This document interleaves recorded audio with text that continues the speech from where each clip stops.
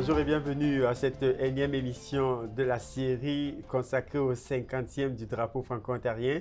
Et comme vous le savez déjà, j'ai l'honneur de recevoir à cette série-là plusieurs leaders de la communauté franco-ontarienne, des organismes, des individus, etc., des gens, des artistes même, des gens qui font à ce que notre vitalité continue. Et j'ai le plaisir d'accueillir à cette émission monsieur, le président de l'ACFO d'Ottawa, donc Bobby Bourdeau. Bienvenue à l'émission. Merci. Le 27 septembre 1975, je pense que c'était trop loin pour toi, hein, pour ta génération. Un petit peu avant moi. Je savais, mais je connais la date. Mais il connaît la date et il est à la tête de la communauté francophone de la région de la capitale nationale. Et c'est un nouveau président, aussi une nouvelle présidence. Oui, donc je suis dans ma première année de mandat et je suis sur le bord d'entamer ma deuxième année de mon mandat. Et puis ça tombe que nous avons le 50e du drapeau franco-ontarien. Exactement, oui. Alors, sous quel signe sous ton leadership, avec ton équipe?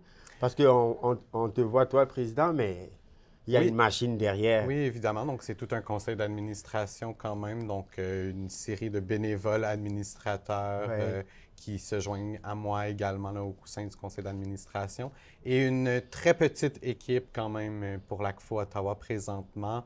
Donc, on est un peu dans un processus là, de révision, restructuration, plan stratégique et tout ça. Donc, présentement, c'est une directrice générale par intérim avec une employée à temps plein. Que je dois saluer de sa coordination pour qu'on puisse arriver à trouver le temps qui est très important et qui, pour les leaders comme vous, très occupés dans la communauté, qui, pour vous détacher, pour venir nous parler, on apprécie énormément. Oui, absolument. Il fait un excellent travail présentement. Avec l'équipe, alors, beaucoup de choses vont se passer ici pour le 50e anniversaire du drapeau. Oui. Est-ce qu'on peut avoir la partie cachée, les bonnes parties de cet événement-là? Il va nous dire. Oui, donc définitivement, le 25 septembre va être une très grande journée de célébration pour nous. Donc, un lever du drapeau à l'Hôtel de Ville d'Ottawa avec le maire et les conseillers municipaux. Ça se fait d'année en année. Mais évidemment, là, avec le 50e, on fait quelque chose un petit peu plus. Donc, ça s'annonce très bien. Des beaux invités, des belles petites prestations aussi là, qui s'annoncent. Et suivant à ça, l'ACFO Ottawa, avec plusieurs partenaires, évidemment, organise le 5-0 à la place TD ici à la même place à Ottawa. TD, oui, dans la région de la capitale nationale. Exact. Nous avons une communauté qui grandit, qui est en train de grandir, un leadership aussi qui est, comme tu l'as dit, en train de changer, de se trouver sa propre identité, sa propre place. Ça peut être un appel aussi à ceux qui se disent qu'est-ce que je peux faire pour ma communauté. Absolument. Il y a définitivement différentes façons de s'impliquer, que ce soit au sein de l'ACFO Ottawa ou au sein de n'importe quel organisme. Je pense que tous les organismes francophones dans la région présentement ont besoin d'appui, que ce soit des appuis financiers, que ce soit des appuis avec des ressources ou juste des gens qui ont du temps à offrir. Donc, oui, définitivement une façon de le faire. Je pense que c'est de trouver un organisme qui rentre dans vos valeurs, qui s'aligne avec vous et ce que vous avez à offrir, et puis d'essayer de voir avec eux ce que vous pouvez faire. J'imagine que c'est comme ça que tu es rentré dans ce domaine-là, ce milieu de la plaidoirie. Oui, donc moi, mon domaine d'expertise, mon travail en général, c'est la gestion d'événements. Je travaille pour le Conseil des écoles catholiques du Centre-Est dans l'équipe d'engagement communautaire au sein du secteur des communications. Donc, définitivement, là, à ce moment-là, il y a une certaine implication auprès de plusieurs partenaires communautaires. Et ça faisait longtemps que je cherchais un conseil d'administration sur lequel je pouvais me joindre, qui s'alignait bien dans mes valeurs et dans ce que je voulais représenter. Et puis, c'est l'ACFO Ottawa que j'ai choisi. En plus, tu me disais en préparant l'émission que tu viens d'ici, tu es né ici. Oui, né à l'hôpital Montfort. À l'hôpital Montfort. Grandi dans la région, un ancien élève des écoles catholiques du Centre-Est, puis maintenant un employé du Conseil des écoles catholiques du Centre-Est. Mais ça veut dire que tu as vu beaucoup de cette évolution, de ces batailles, de ces luttes de la francophonie. Tu as participé aussi au niveau des écoles et tout à voir ce qui est en train de se réaliser aujourd'hui. Absolument. Mon implication auprès de la francophonie ottavienne a commencé dès mon séjour à l'élémentaire. Ouais. Donc, je me souviens, on avait un animateur, M. Léo, avec qui je me joignais souvent à ces différentes initiatives au sein de l'école, tout ce qui touchait la francophonie, la catholicité. Et en me rendant ensuite au secondaire, ben j'ai continué à poursuivre ça. J'ai été un des premiers ambassadeurs de la francophonie au début des années 2000. Ouais. J'ai participé à hisser un des premiers drapeaux franco-ontariens énormes qui se retrouvent sur les monuments de la francophonie un peu partout dans la province. Ouais. Oui, je me souviens de l'un des plus grands qui est à Toronto, à Queen's Park. Et je pense avoir participé à quelques-uns de ces événements. Et également, donc ça veut dire que notre communauté a besoin de continuer à s'inspirer des leaders comme toi. Je pense que oui. Je pense que le leadership vient de différentes façons. Ouais. Chacun a une différente façon d'offrir quelque chose et de pouvoir être un leader dans la communauté. Et ça vient de réimaginer, d'innover, de voir comment on peut continuer à progresser ensemble. Oui, et puis ça vient avec l'intersectionnalité des identités de notre communauté, qui est de plus en plus une communauté francophone, mais franco-ontarienne, mais plurielle également, Absolument. avec non seulement des accents, des nourritures et des sensibilités que nous avons l'originalité d'avoir ici. Oui, absolument. Je pense qu'il faut qu'il y ait une représentation d'un petit peu tout le monde. Si on ne se voit pas au sein des leaders dans la communauté, bien, c'est un petit peu plus difficile pour nous de se sentir comme si on appartient à cette communauté-là, versus quand on peut se voir nous-mêmes un peu à travers les leaders qu'on côtoie régulièrement, bien, c'est un petit peu plus facile pour nous de peut-être s'identifier à cette communauté-là ou à cette culture-là. Tu nous disais tout à l'heure que en plus de ton implication professionnelle au conseil scolaire, et également comment tu réussis dans la communauté francophone, comment tu réussis à jongler avec toutes ces implications-là? Ça prend un emploi du temps. Je suis une personne, je pense, qui, excusez l'anglicisme, mais on dit workaholic, donc qui aime beaucoup travailler. Je dois toujours être à l'œuvre du travail. Donc, c'est sûr et certain que pour moi, de m'impliquer comme ça, ben ça me vient naturellement. J'aime ça et puis je veux continuer à contribuer.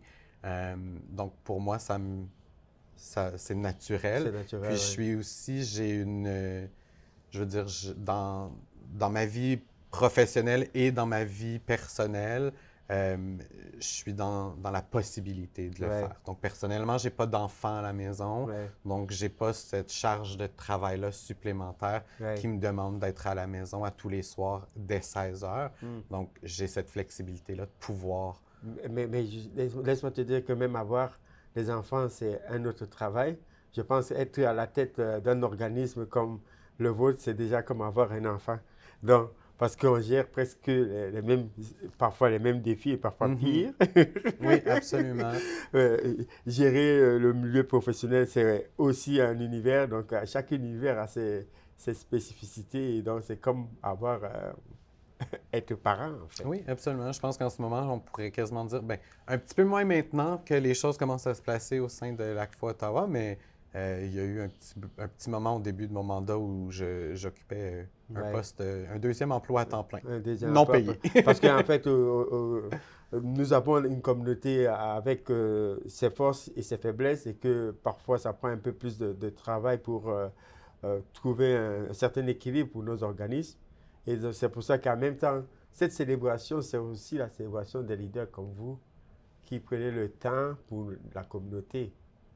Et le 50e, c'est aussi pour vous. Absolument. Puis, comme j'ai dit tout à l'heure, un événement comme le 5-0 qui va se passer en soirée du 25 septembre, qui s'offre gratuitement à la communauté, c'est pas quelque chose qui se fait facilement. Exactement. Donc, ça a vraiment pris un comité de partenaires, ça a pris des acteurs clés, des leaders qui se sont mis ensemble, qui ont dit « on veut organiser quelque chose, on veut offrir quelque chose à la communauté ».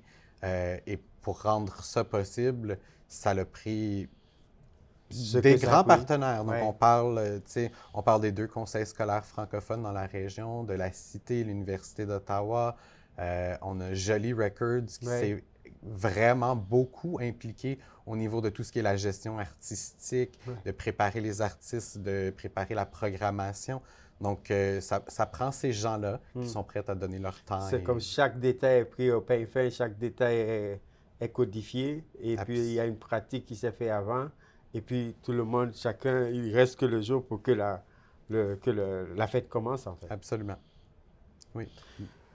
Donc, on a parlé de notre institution, l'ACFO, qui existe depuis des années déjà, qui fait changer une pérennisation au niveau de l'action de défense des droits des personnes des communautés francophones dans la région ici. Nous avons une particularité que nous avons et les francophones et les anglophones, et ce qui n'est pas le cas dans certaines autres communautés, non seulement en Ontario, mais à travers le Canada aussi. Est-ce que c'est un avantage pour nous ou comment Je crois tu que le vois, oui. toi? Je crois qu'on peut se dire que c'est définitivement un atout d'être une ville qui est de plus en plus bilingue. Ouais. On le voit de plus en plus qu'on a des services en français un peu partout. Les gens affichent leur francophonie, sont fiers de dire qu'ils ont des employés francophones ou de dire qu'ils offrent des services en français. Je crois que c'est une richesse pour nous d'avoir ces deux langues. Puis surtout étant la capitale nationale du Canada, on se doit d'être en mesure de desservir les deux langues officielles du pays. Oui, et donc, votre structure avec un leadership comme le tien est aussi observée comme une structure modèle dans d'autres communautés. Ils peuvent s'inspirer de cette cohabitation, on peut la dire, saine, entre les deux communautés linguistiques ici dans la région de la capitale nationale quand même. Absolument. Je pense que, tu sais, pour chaque association communautaire francophone dans la province de l'Ontario, donc pour tous les ACFO qu'on a, nos mandats diffèrent peut-être d'une région à l'autre, mais les objectifs restent les mêmes. Les objectifs, c'est de s'assurer qu'on est là pour répondre aux besoins des francophones, puis de continuer à défendre les droits des francophones dans nos régions respectives. Exactement. Donc, M. Bobby Bourdeau, on va prendre une courte pause avec votre permission.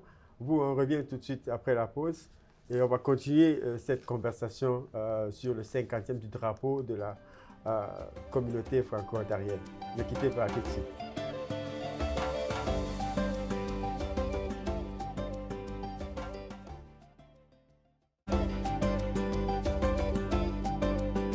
De retour après la pause, toujours accompagné de M. Bourdeau de l'ACFO. Bobby, dis-moi, il y a eu des Gaëtan Gervais pour le drapeau. Toi, tu es là aujourd'hui. C'est la vitalité de la communauté francophone, franco-ontarienne est sur son cours. Absolument. Je pense que c'est toute une réussite de pouvoir dire qu'on arrive à 50 ans du drapeau franco-ontarien et se dire qu'il y a 50 ans, c'était un seul drapeau franco-ontarien qui a été hissé sur un mât à Sudbury. Et aujourd'hui, 50 ans plus tard, c'est des centaines de drapeaux franco-ontariens qui flottent à travers la province. Ça, je pense que c'est important à reconnaître que 50 ans plus tard, on en est rendu là. Et puis que 50 ans plus tard, le 25 septembre, c'est plus juste une célébration d'un drapeau, mais c'est devenu la journée des Franco-Ontariennes et des Franco-Ontariens. Une communauté et une province qui ne cesse de progresser. Nous sommes membres de observateurs à l'OIF comme province, et ça veut dire que ça va l'avenir de la francophonie, on l'a, nous. Je crois que oui. Je crois que ça ne veut pas dire qu'on a terminé de devoir se battre pour nos droits. Je pense que ça ne veut pas dire justement là, qu'on peut laisser tomber la bataille et se dire qu'on l'a réussi. Il y a encore du travail à être fait définitivement. On le voit juste au niveau, par exemple, du financement. Donc, il y a quand même un écart là, mais je crois qu'on progresse, on avance. Et on a de plus en plus de support à l'extérieur de notre communauté. On a l'impression que en face de nous, le dialogue est ouvert, les politiciens nous écoutent, ils sont à l'écoute de ce qui se passe dans la vitalité de nos communautés. Je crois que oui, peut-être pas tous. Ouais. Je crois pas qu'on a, on a tout le monde qu'on devrait avoir de notre côté, Ouais. mais de plus en plus, on réussit à apporter des gens, des acteurs clés de notre côté. Puis je pense qu'il y a aussi une progression qui se fait à l'extérieur de la province. Ouais. Donc, on réalise maintenant de plus en plus que les francophones au Canada, c'est pas juste au Québec, Ouais. il y en a un peu partout. Et en Ontario, nous avons trouvé l'excellente formule de communauté francophone accueillante pour permettre à ce que ces communautés qui sont dans des régions parfois dont on a l'impression qu'il n'y a pas de francophones, elles sont là, elles sont présentes. Et que la communauté est au courant et qu'on les soutienne. Mm-hmm. L'économie est importante. Absolument, absolument. Puis ça nous aide, comme vous dites, là, avec les immigrants francophones qui viennent ici, qui sont conscients du fait qu'ils peuvent œuvrer en français dans la province, qui vont pouvoir parler une langue qui leur est peut-être déjà familière. Ouais. Ça nous aide définitivement, puis comme vous le dites, ça aide l'économie définitivement, où est-ce qu'il y a un certain échange qui se fait. On continue à augmenter la population autour de nous, donc Ouais. la charge de travail, tout ça joue un dans l'autre. À un certain moment, il y avait une génération qui avait comme le savoir de la francophonie s'inquiétait quand il ne serait plus là, notre savoir de la francophonie va s'estomper, on va le perdre. Mais je pense que la nouvelle génération, elle est prête, elle participe au défi, au défilé, aux événements, aux activités de la vitalité francophone. Oui, définitivement, mais il y a quand même des défis, je crois, Oui. avec l'ère technologique aujourd'hui. OK. Donc, il y a définitivement un peu plus des défis auprès de conscientiser OK. les jeunes Il faut aux continuer. réalités. Oui, il y a quand même un travail à faire parce que avec les médias sociaux, avec l'accès à toute la musique, à tout ce qui est vraiment populaire, puis on va le dire, là, tout ce qui est américain, Ouais. qui se voit partout dans le monde, ça peut être un petit peu plus difficile à aller accrocher les jeunes Oui. et de les conscientiser à la réalité de la possibilité de l'assimilation. Oui. On n'est peut-être plus aussi proche de l'assimilation qu'on l'a déjà été, Oui. mais c'est quand même une possibilité. C'est quand même un risque de Ouais. perdre notre langue. Donc, il y a toujours l'angle mort à surveiller, une veille au niveau de nos enjeux, nos acquis, à ne pas tourner la tête. Absolument. Ouais. Là, donc, on a parlé de nos institutions. Certains ont voulu nous faire fermer nos institutions au niveau de la santé. Notre justice est en train d'évoluer quand même avec des règles qui nous protègent, qui protègent la langue, les acquis. Le système scolaire également. On a notre nouvelle université francophone à Toronto et tout. Sudbury, ça continue à fonctionner. Je pense qu'en quelques temps, on a quand même réussi, on a grandi au niveau de la mobilisation à soutenir ce qu'on avait comme acquis, quoi. Absolument. Ouais, et je pense 100%. en regardant les autres communautés dans le Canada, nous sommes devenus comme un modèle, une inspiration pour eux. Absolument. Je pense que oui. Il y a définitivement des gens qui peuvent prendre un regard sur les avancements qu'il y a eu dans la province et ces choses-là. Mais je crois que, comme tu l'as dit, il faut quand même pas perdre vue des angles morts parce que il y a d'autres stratégies que les gouvernements peuvent prendre ou que les joueurs qui ne nous veulent pas ici peuvent prendre pour essayer de nous éliminer. Donc, tu sais, je peux penser à, par exemple, si on regarde à l'hôpital Montfort, où est-ce qu'on se dit que c'est un hôpital francophone? Oui, mais c'est arrivé où est-ce que je suis allé, puis le médecin qui m'a servi ne parle pas français. Donc, à un moment donné, oui, c'est un hôpital francophone, il parlait mais quelle langue? il parlait anglais. Il parlait pas français. Puis c'est correct dans le sens où est-ce que c'est les réalités d'aujourd'hui aussi. Si on a déjà de la misère à avoir des médecins, on a encore plus de la misère à avoir des médecins francophones, Ouais. mais si c'est supposé être un hôpital francophone, on devrait être capable On devrait. d'obtenir nos services en français.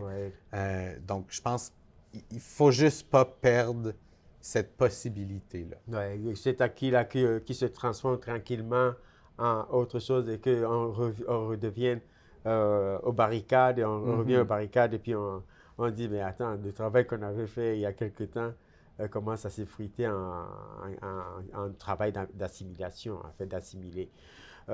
Tu es de la nouvelle génération et certainement il y a eu des mentors, des gens qui t'ont inspiré dans ce que tu fais aussi bien aujourd'hui.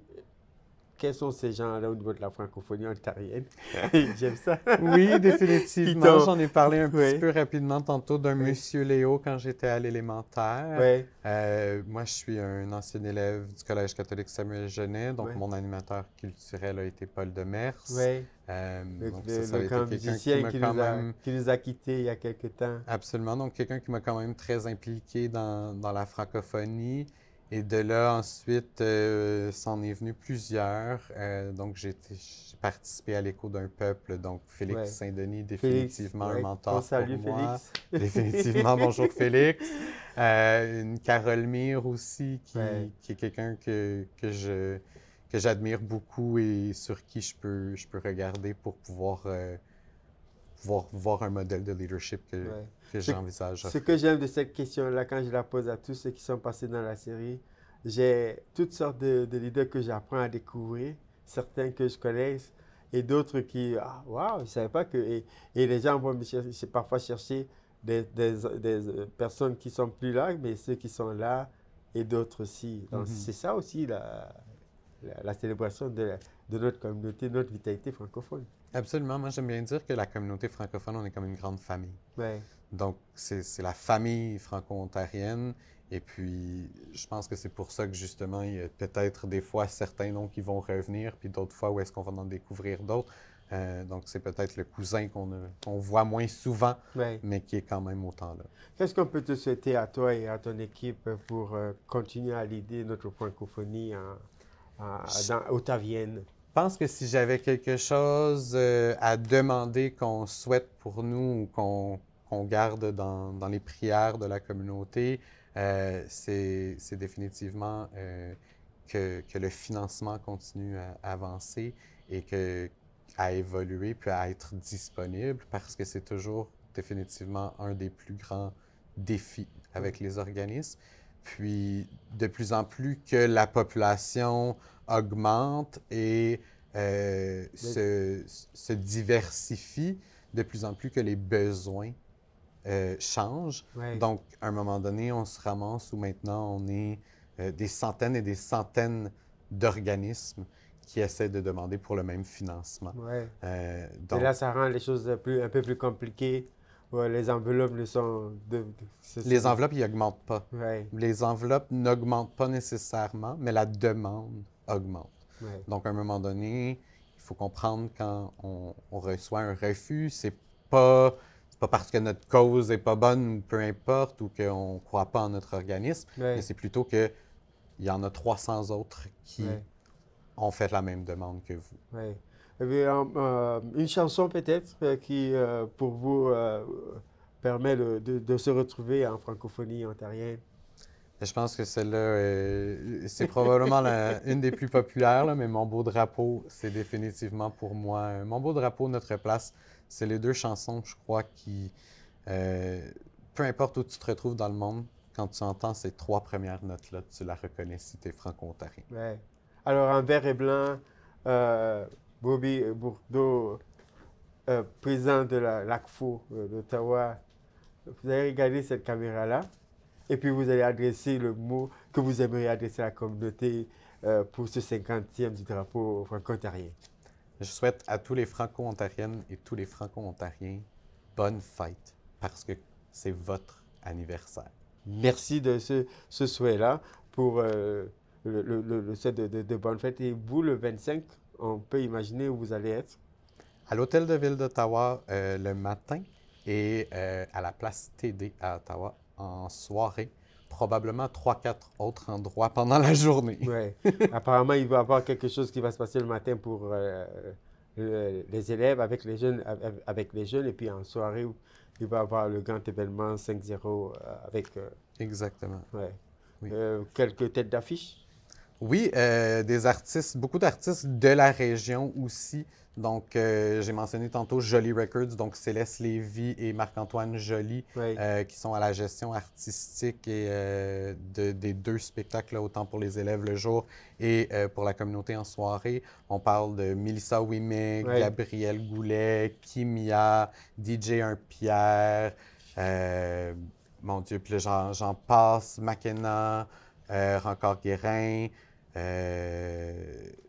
King 509, Oui. une nouvelle artiste de la relève. Il y en a toujours, hein? Aussi qui va être là. Donc, oui, plusieurs bons artistes. Donc, ça veut dire qu'il va y avoir du monde à la messe, comme on dit par chez nous ici, et que c'est un événement, un moment important pour la francophonie ontarienne à ne pas manquer. Absolument. Donc, gratuit pour tous à la Place TD à Ottawa. Voilà, Bobby Bourdeau. Merci à vous. Merci encore d'être passé à l'émission. Bonne fête du 50e. Merci à toi aussi. Et puis, à vous qui avez écouté l'émission, j'espère que vous avez passé du bon temps et continuez à supporter notre communauté. Ça dépend de vous pour que notre communauté soit une communauté viable, contente, qui se célèbre. Bonne fête du 50e à vous. Au revoir. Bye bye.